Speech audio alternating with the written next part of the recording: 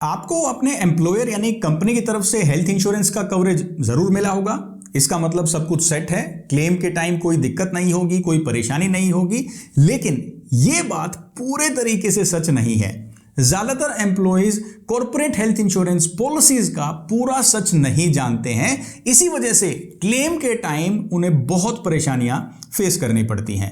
इसलिए दोस्तों आज के इस वीडियो के अंदर मैं आपको एग्जैक्टली ये बताऊंगा कि ये कॉर्पोरेट हेल्थ इंश्योरेंस पॉलिसी क्या होती है, ये कैसे काम करती है, इसके क्या फायदे हैं और क्या नुकसान है, और इस वीडियो का सबसे जरूरी पार्ट कि ये कॉर्पोरेट हेल्थ इंश्योरेंस पॉलिसी होने के बावजूद आपको ऐसा क्या करना चाहिए कि किसी भी क्लेम, किसी भी परिवार के सदस्य का इलाज करवाते टाइम आपको कवरेज की कमी महसूस ना हो। तो वीडियो को एंड तक जरूर देखिएगा। Let's start the video. सबसे पहले आइए जानते हैं कि ये कॉर्पोरेट या एम्प्लॉय हेल्थ इंश्योरेंस क्या होता है। ये दरअसल एक हेल्थ इंश्योरेंस कवरेज है जो एम्प्लॉयर्स यानी कि ये कंपनीज अपने एम्प्लॉयज को देती हैं। ये ऐसे ही आपको मिलता है जैसे काम करने के लिए आपको सैलरी, लैपटॉप या बाकी सुविधाएं दी जाती हैं। ऐसे ही एम्प्लॉयर की एक रिस्पॉन्सिबिलिटी हेल्थ कवरेज की भी है जो एक कॉर्पोरेट हेल्थ इंश्योरेंस कवरेज के जरिए पूरी की जाती है। जरा सोचिए कि आप एक आईटी कंपनी के अंदर जो कि बेंगलोर में है एक जॉब को ज्वाइन करते हैं और वहां पर ज्वाइनिंग होते ही एचआर मैनेजर आपको कहते हैं कि आपका 4 लाख रुपए का हेल्थ कवरेज स्टार्ट हो गया है। आपने ना कोई पैसा दिया, ना कोई टेस्ट हुए, लेकिन जैसे ही आप इस कंपनी के एम्प्लॉय बने वैसे ही आपको ये कॉर्पोरेट हेल्थ इंश्योरेंस का कवरेज मिल जाता है। अब इसके बाद दूसरा सवाल आता है कि ये कॉर्पोरेट पॉलिसी किस टाइप की होती है। बिकॉज हेल्थ इंश्योरेंस आप जानते हैं एक रिटेल यानी कि इंडिविजुअल हेल्थ इंश्योरेंस प्लान होता है जिसमें हम फैमिली फ्लोटर पॉलिसीज खरीदते हैं डायरेक्टली कंपनी को पैसा देकर, और दूसरी होती है ग्रुप हेल्थ इंश्योरेंस पॉलिसी। तो जो कॉर्पोरेट पॉलिसी है ये ग्रुप हेल्थ इंश्योरेंस पॉलिसी है जो एक पर्टिकुलर ग्रुप के लिए ही डिजाइन की जाती है और उन्हीं को कवरेज इस पॉलिसी के अंडर दिया जाता है। कॉर्पोरेट हेल्थ इंश्योरेंस पॉलिसी को बेहतर तरीके से समझने के लिए आइए पहले इसका स्ट्रक्चर समझते हैं।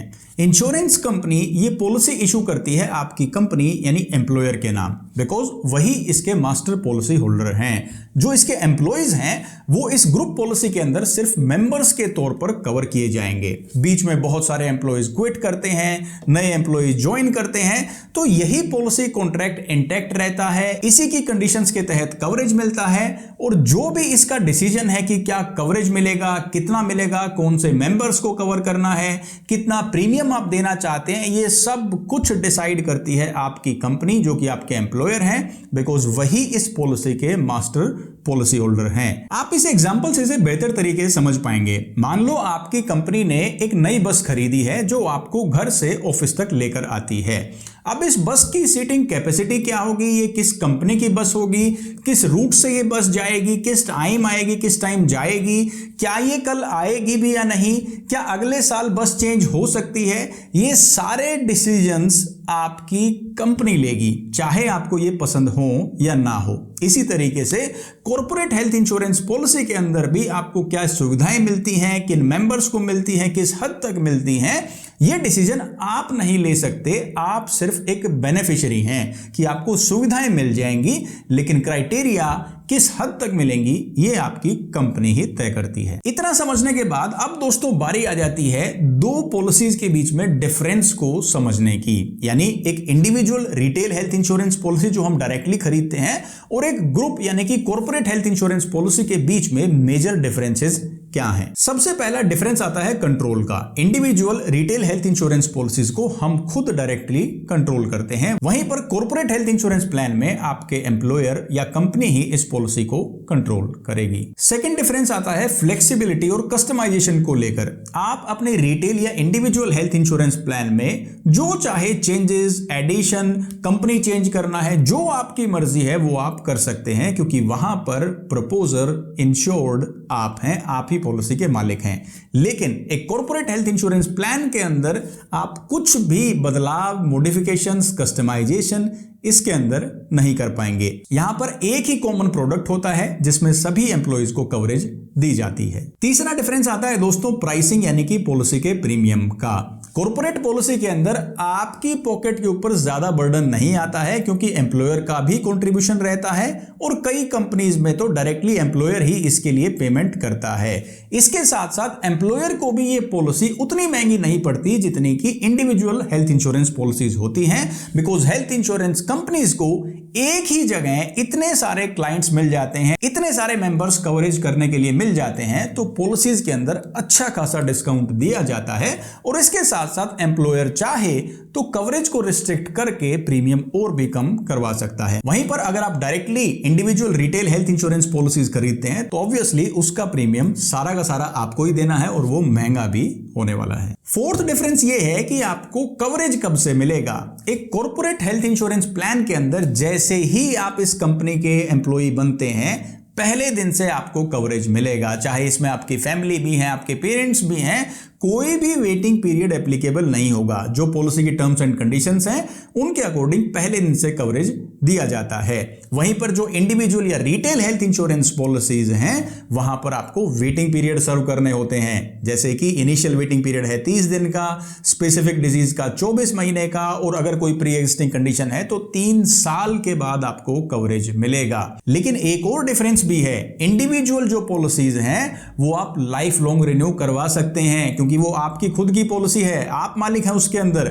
लेकिन कॉर्पोरेट हेल्थ इंश्योरेंस प्लान के अंदर जिस दिन आपने कंपनी को छोड़ा उस दिन आपकी कवरेज खत्म हो जाएगी, जैसे कभी आपके पास हेल्थ इंश्योरेंस पॉलिसी थी ही नहीं। और फाइनल डिफरेंस आता है दोस्तों मेडिकल टेस्ट्स का।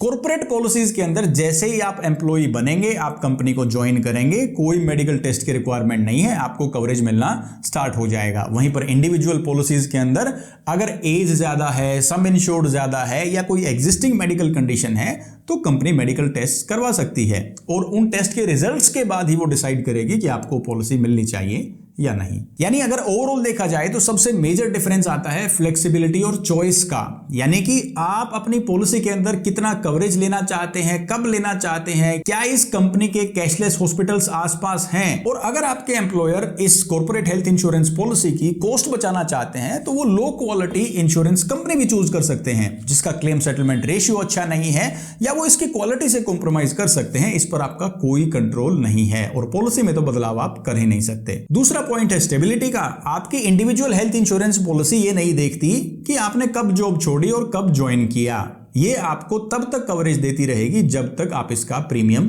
भरते रहेंगे। तीसरा क्रिटिकल पॉइंट एक कवरेज गैप का भी होता है। मान लो आपको एक दूसरी कंपनी में प्रमोशन मिल रहा है और आप वहां ज्वाइन करना चाहते हैं, लेकिन उसके लिए पहले आपको यहां से रिलीविंग लेटर लेना होगा और रिलीविंग और नई कंपनी की ज्वाइनिंग के बीच में 2 महीने का गैप है। आपका सालों से इस पुरानी कंपनी के अंदर इंश्योरेंस चल रहा था, लेकिन इस 2 महीने के अंदर आप बिल्कुल अनइंश्योर्ड हैं, आपकी और आपकी फैमिली का कोई हेल्थ इंश्योरेंस नहीं है। अगर कोई इमरजेंसी हो जाती है तो इट्स अ मेजर प्रॉब्लम। तो जॉब शिफ्ट करने का ये जो गैप है ये भी काफी इंपॉर्टेंट पॉइंट है। इन सभी डिफरेंसेस और प्रॉब्लम्स के अलावा एक ऐसी भी परेशानी है, प्रॉब्लम है जो ज्यादातर लोग नोटिस ही नहीं करते हैं, and the problem is good company but poor health insurance coverage. Company बहुत अच्छी है, आपको सैलरी पैकेज 20% बढ़ा के दे दिया है, लेकिन हेल्थ इंश्योरेंस कवरेज ना के बराबर है। तो इसमें प्रॉब्लम यह है कि आप एक खराब हेल्थ इंश्योरेंस कवरेज के लिए जो ओवरऑल आपके पैकेज का छोटा सा कंपोनेंट है, इस अच्छी कंपनी को, इस प्रमोशन को, इस अप्रेजल को ना नहीं कह सकते, लेकिन ये आपकी जिम्मेवारी है कि आप रिव्यू करें कि हेल्थ इंश्योरेंस की कवरेज यहां पर क्या दी जा रही है। And the last problem with corporate health insurance is renewal पर होने वाले changes. They will not consult you, वो आपसे पूछेंगे नहीं कि क्या बदलाव होने चाहिए। पॉलिसी के अंदर कंपनी चेंज हो सकती है, टर्म्स एंड कंडीशंस चेंज हो सकती हैं, सम इंश्योर्ड ऊपर नीचे हो सकता है, एंड इसके बारे में आपको बताया भी नहीं जाएगा, पूछा भी नहीं जाएगा। तो ये भी आपकी ही जिम्मेवारी बनी रहती है कि किस कंपनी से क्या कवरेज चल रहा है, ये हर साल आप पता करें, क्योंकि पता नहीं किस टाइम कवरेज और कंडीशंस बदल जाती हैं। अब इंडिविजुअल और कॉर्पोरेट पॉलिसीज के डिफरेंस को समझने के बाद अब बारी आती है एक कॉर्पोरेट हेल्थ इंश्योरेंस प्लान के प्रोज एंड कॉन्स को समझने की। तो सबसे पहले फायदों की बात करते हैं। तो सबसे बड़ा फायदा है इसकी कॉस्ट इफेक्टिवनेस, यानी चाहे पूरा प्रीमियम एम्प्लॉयर दे रहा है या आपकी सैलरी से भी थोड़ा बहुत कंट्रीब्यूशन जा रहा होगा, लेकिन ये डायरेक्टली हेल्थ इंश्योरेंस पॉलिसी खरीदने से काफी कम है, तो आपकी जेब के ऊपर इसका असर ना के बराबर आता है। दूसरा बड़ा फायदा है कि आपको इंस्टेंट कवरेज मिलती है। अब डायरेक्टली इंडिविजुअल पॉलिसी खरीदो, 2-3 साल वेट करो तब कवरेज मिलेगी। कॉर्पोरेट पॉलिसी के अंदर पहले दिन से कवरेज मिलेगी। तीसरा फायदा, कोई मेडिकल टेस्ट ही नहीं करवाने हैं, झंझट ही खत्म। चाहे पेरेंट्स की भी कवरेज मिलती है, कोई टेस्ट की जरूरत नहीं है। और फोर्थ बेनिफिट है फैमिली कवरेज को लेकर। काफी कंपनीज आपके पेरेंट्स को भी अलाउ करती हैं इस पॉलिसी के अंदर ऐड करने की। डायरेक्टली अगर आप इनके लिए इंडिविजुअल रिटेल पॉलिसीज खरीदेंगे तो वो काफी महंगी मिल सकती हैं। कॉर्पोरेट हेल्थ इंश्योरेंस एक अच्छा और सस्ता तरीका है फैमिली मेंबर्स को कवरेज देने का। और पांचवा बेनिफिट इसका है कि ये पूरी जो वर्कफोर्स है ना, जितने भी एम्प्लॉइज हैं, उनको बाय डिफॉल्ट कवरेज दे देता है। बिकॉज खासकर यंग एज के अंदर हम ये डिसीजन लेते नहीं है कि मुझे हेल्थ इंश्योरेंस अलग से लेना चाहिए या नहीं। लेकिन कॉर्पोरेट पॉलिसी के साथ ये फायदा है कि जैसे ही आपने जॉब ज्वाइन की, आपको बाय डिफॉल्ट कवरेज मिलना शुरू हो जाता है। तो चाहे आपने इग्नोर करके या लापरवाही में हेल्थ इंश्योरेंस नहीं खरीदा है, तो आपको इस पॉलिसी के थ्रू कवरेज जरूर मिल जाता है। अब बात करते हैं कॉर्पोरेट हेल्थ इंश्योरेंस प्लान के नुकसानों की, तो वो बिल्कुल क्लियर हैं। सबसे पहला नुकसान तो बिल्कुल क्लियर है कि ये पॉलिसी आपकी है ही नहीं, ये आपके एम्प्लॉयर की पॉलिसी है, वही इसके अंदर डिसीजन मेकर हैं, तो आप सिर्फ एज अ बेनिफिशियरी मेंबर इसके अंदर कवर्ड हैं। दूसरा नुकसान है कि इसी वजह से आप इसके अंदर कोई भी कस्टमाइजेशन या चेंजेस नहीं कर पाते हैं। तीसरा नुकसान ये हो सकता है कि आपके फैमिली मेंबर्स इसके अंदर कवर ना किए जाएं, बिकॉज ये डिसीजन आपके एम्प्लॉयर का है। वो खाली आपको कवरेज दें तो आपकी वाइफ, बच्चे, पेरेंट्स को कवरेज देना भी आपकी जिम्मेवारी है। और अगर एक कॉर्पोरेट हेल्थ इंश्योरेंस प्लान ये नहीं करता है तो ये इसकी काफी बड़ी कमी है। अगली जो कमी है वो है सम इंश्योर्ड की इनएडिक्वेसी को लेकर, यानी आपको बड़ा सम इंश्योर्ड यहां पर नहीं मिलता है। अब क्योंकि कंपनी भी ये जानती है कि एम्प्लॉय पहले दिन से कवर है, तो इन पॉलिसीज के अंदर जनरली हाई सम इंश्योर्ड नहीं रखा जाता है। इंडिविजुअल पॉलिसीज में तो आपके पास चॉइस होती है कि आप 1 करोड़ का प्लान लो, 50 लाख का लो, 40 लाख का लो। यहां पर आपको 3 लाख, 4 लाख, 5 लाख मैक्सिमम, बहुत हायर लेवल पर अगर आप हैं तो 7-8 लाख रुपए का, 10 लाख रुपए का कवरेज मिल जाता है। नहीं तो एवरेज कवरेज 3 से 5 लाख रुपए का ही रहता है, जो कि आज की इस महंगाई के हिसाब से हो सकता है सफिशिएंट ना हो। और फाइनल नुकसान यह है कि आपका एम्प्लॉयर इसके अंदर कभी भी मनचाहे बदलाव कर सकता है, जिसकी वजह से आपके मन में एक फॉल्स सेंस ऑफ सिक्योरिटी बनी रहती है कि मेरी कॉर्पोरेट हेल्थ इंश्योरेंस पॉलिसी है, टर्म्स एंड कंडीशन जो ज्वाइनिंग के टाइम पे बताई थी वो शायद अब भी वही होंगी, लेकिन असल में हकीकत कुछ और भी हो सकती है। Because ultimately employer is the master policy holder. अब आता है दोस्तों इस वीडियो का सबसे जरूरी पार्ट, जिसके लिए मैंने ये वीडियो बनाया है। एंड द पॉइंट इज कि आप ये कैसे पता करें कि आपके इस कॉर्पोरेट हेल्थ इंश्योरेंस प्लान में जो कवरेज दी गई है, इसके बाद इसके अलावा आपको क्या करना होगा कि कम से कम पैसे के अंदर आपको ऐसी हेल्थ इंश्योरेंस की कवरेज मिले जो कि स्टेबल हो, आप उसे ओन करते हो, आप उसमें चेंजेस कर सकते हो और क्लेम के टाइम पर कभी भी पैसे की कमी आपको ना पड़े। तो इसका बिल्कुल सिंपल फ्रेमवर्क मैं आपको बताने वाला हूं। 5 मिनट के अंदर आप डिसाइड कर पाएंगे कि आपको इसके अलावा क्या कवरेज लेनी चाहिए। इसके लिए आपको एक सिंपल सा काम करना है, ये 3 सवाल अपने आप से पूछने हैं, जवाब ईमानदारी से देना है।